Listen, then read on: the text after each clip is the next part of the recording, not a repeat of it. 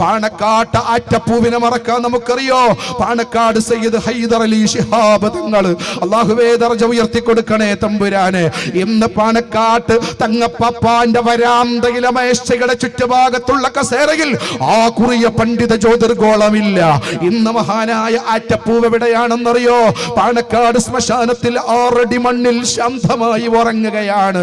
ഇന്നവിടെ പോയി കൈപിടിച്ചു മുത്താൻ നമുക്കില്ല ആ വലിയ മനുഷ്യൻ. ഇതാണ് എന്റെ യുവാക്കളെ, ഈ ബോധം നമ്മളെ തലമുറക്കുണ്ടാക്കി കൊടുക്കണം.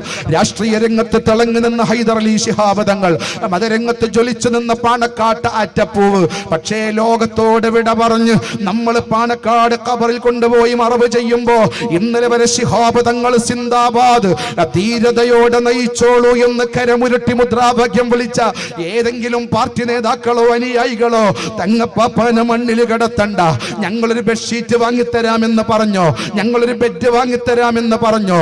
തങ്ങളുടെ തലയുടെ ഭാഗത്തുള്ള കെട്ടടിച്ച് കഫംപുട താഴ്ത്തിയിട്ട് ശറഫാക്കപ്പെട്ട തങ്ങളുടെ പ്രകാശ പ്രഫുല്ലമായ കവിളിന് മണ്ണിനോട് ചേർത്ത് വെക്കുമ്പോ ആരെങ്കിലും പറഞ്ഞോ ഞങ്ങളുടെ മഹലിന്റെ ഖാദിയ, അതുകൊണ്ട് മഹല് വകവര് തലയിണ വാങ്ങിത്തരാമെന്ന് പറഞ്ഞോ? ഇല്ല. മഹാനായ തങ്ങളെ കവിള് വെച്ചത് മണ്ണിനോടാണ്. മേലെ മൂട് കല്ല് വെച്ച് അവസാനത്തെ കല്ല് വെക്കുമ്പോ ആരെങ്കിലും പറഞ്ഞോ ഇന്ന് വരെ തങ്ങളെ ഞങ്ങൾ ഒറ്റക്ക് ഇങ്ങോട്ടും വിട്ടിട്ടില്ല, അതുകൊണ്ട് തങ്ങളെ ഖബറിലേക്കും ഒറ്റക്ക് വിടാൻ ഞങ്ങൾ കഴിയില്ല. MP ആകുന്ന ഞാൻ കൂടെ വരാൻ ആരും പറഞ്ഞില്ല, MLA ഒപ്പം നിൽക്കാൻ പറഞ്ഞില്ല, അനുയായികളാകുന്ന മക്കളോ കുടുംബങ്ങളോ ഞാൻ ഒരാൾ കൂടെ നിൽക്കാമെന്ന് പറഞ്ഞില്ല. എല്ലാവരും അവസാനം കൊടുത്തത് മിൻഹാ ഖലഖനാകും വഫീഹാ നുഈദുകും വമിൻഹാ നുഖ്രിജുകും താറതൻ ഉഖ്റാ.